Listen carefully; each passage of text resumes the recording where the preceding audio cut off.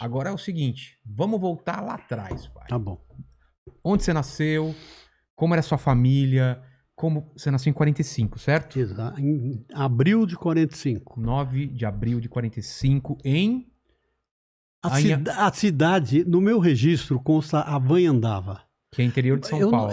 Interior de São Paulo, na noroeste, depois de Bauru, entre Bauru e Araçatuba. Certo. Mas aí tem uma historinha interessante que é o seguinte, eu não tenho nada contra Avanhandava. Só que eu digo para todo mundo que eu nasci em Barbosa. Por quê? Por quê? Porque Barbosa, na época que eu nasci, era vila. Eu fui gozado muito tempo, porque olha o homem de Vila Barbosa aí. Porque era ruim nascer em Vila Barbosa? Não, porque era pequena, era uma vila. Ah, mas até hoje é pequena a cidade. Não, pequena é. Hoje tem 3 mil habitantes. Na época era... Tá, não, mas hoje ela tem todo... E é um município hoje. Ah, tá. Na época era um... Era uma vila mesmo. Ah, não sabia. Era uma vila que pertencia a Avanhandava.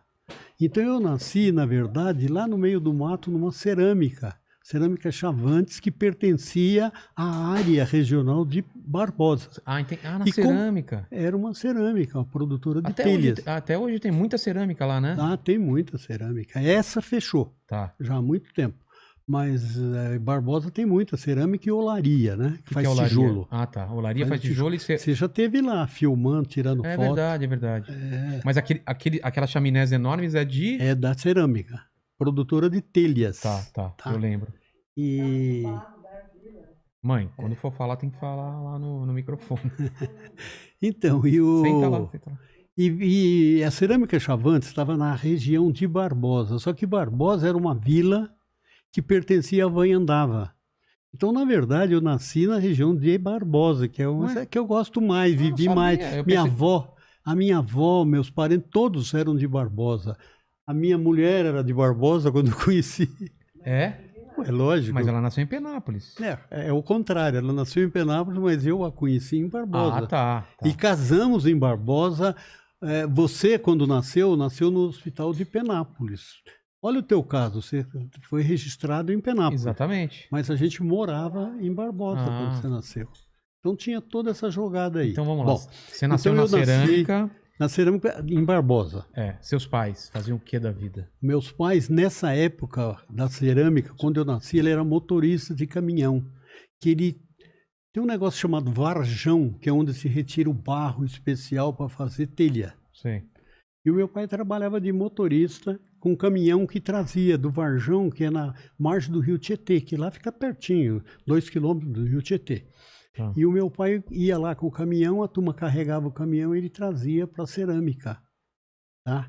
Então, de início, meu pai era motorista. Depois ele teve um problema no joelho, na perna, que não podia dirigir mais. Mas de tanto mexer com aquele caminhão velho, ele se tornou um mecânico profissional.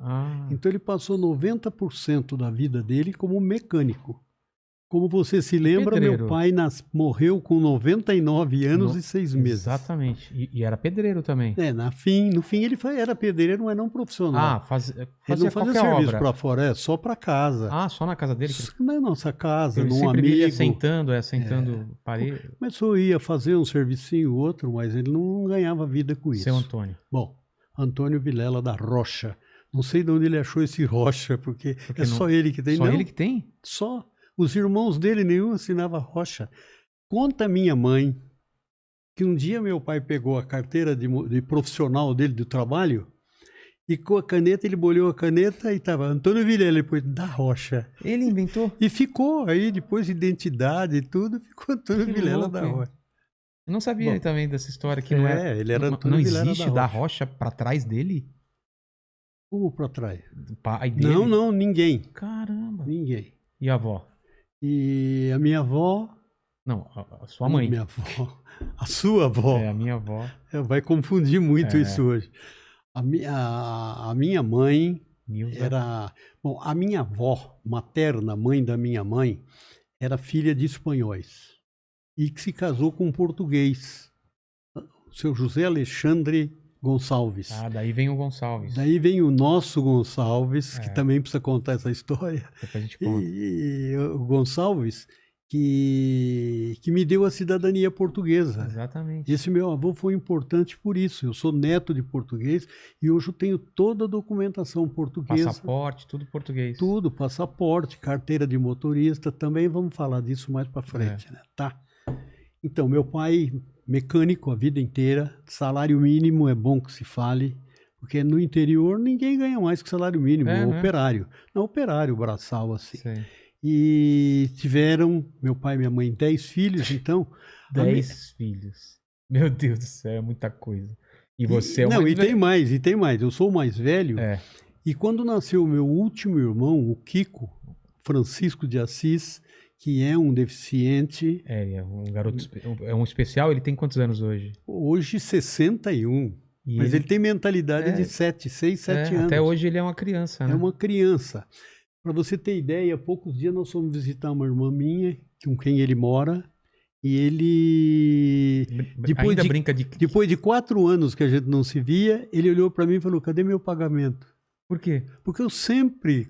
sempre levava um dinheirinho para ele. Não, peraí. Quando eu estava na ativa, antes de aposentar, que depois a situação piorou, mas a sua mãe sabe, a vida toda eu dava um salário mínimo para ele, todo mês. É verdade. E também levava os caminhãozinhos, né? Levava. Ele brinca ainda de caminhão? Adora caminhão. Até hoje? Até hoje, caminhãozinho. Adora pneu, direção de carro. Ele tem umas 10 direções. Ele tinha uma coisa de roupa de plástico, não tinha? Ele se vestia de plástico. Não é? Lembra de uma época? Que ele vestia andava com plástico para todo lado. Furava os plásticos e colocava aqui. Ele gostava da textura do plástico, né? Mas depois... E ele sempre bonzinho, né? Muito. Ele nunca foi agressivo, né? Não dá trabalho, come sozinho, toma banho sozinho. Ele assiste televisão. Assiste, ele tinha, agora eu não sei, conhecia na nossa época que a gente convivia mais, ele sabia nome de todos os artistas, adorava o Ovelha. Será que ele vai lembrar de mim? Faz tanto tempo que eu não vejo ele. Lembra. Deve lembrar, né? Ele tem uma memória boa, né? Não, a memória dele, adorava o Ovelha. O Ovelha, eu lembro. Lembra, ele gostava do Ovelha. E, bom, então, quando esse Kiko nasceu, para você ter ideia, que é o 10º filho, eu tinha 16 anos. Tinha 16 anos, então você vê a diferença de um para o outro. 16 anos? 10 filhos. Pô, é um espaço bem pequeno, hein, pai? Bem pequeno. Sua mãe ficava grávida, nascia, estava grávida de novo. Com todo respeito, a minha avó dizia que a minha mãe não podia lavar a cueca do meu pai que ficava grávida. Mas aí eu te pergunto... Como que cria 10... Tá bom, mas aí eu te pergunto, fazer o que além disso? Não tinha televisão? Não tinha televisão, não tinha rádio, não tinha nada. Como não tinha rádio, pai? Eu tive o primeiro rádio na minha casa, eu estava no ginásio, eu tinha uns 14, 15 anos. Como assim? Não tinha rádio. O que fazia? Assim...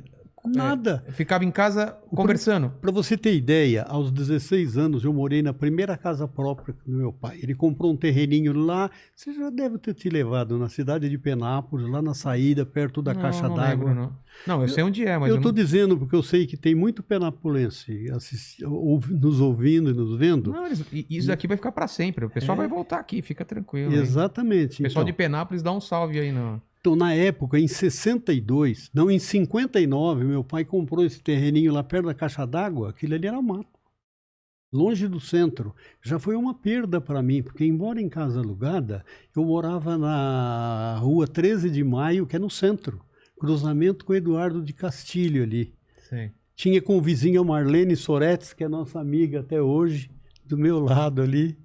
E fomos morar nessa casa. Não tinha água encanada, não tinha energia elétrica, e eu cheguei lá por causa do rádio. Então, mas, por exemplo, eu não entendo como é assim. Não tem água encanada, tinha poço. Poço de 20 metros de profundidade. Toda casa tinha poço? Toda casa, toda casa.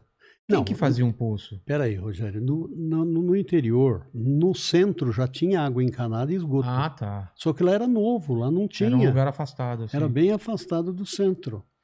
Então não tinha água, nem esgoto, nem energia elétrica.